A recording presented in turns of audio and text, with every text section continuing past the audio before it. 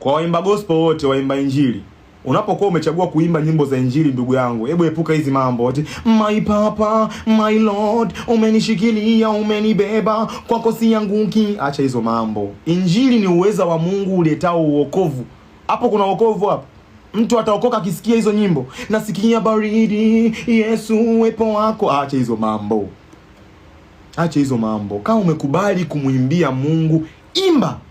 Watu wabarikiwe, watu wainuliwe, watu wafunguliwe, watu waokoke. Wokovu kathibitike kwenye utunzi wako wa nyimbo.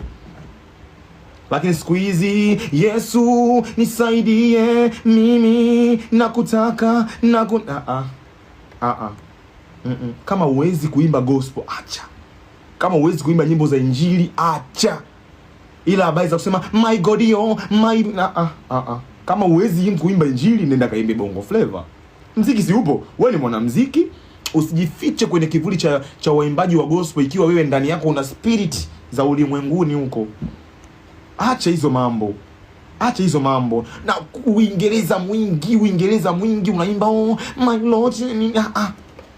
Hakuna ujui kitu, ndugu yangu.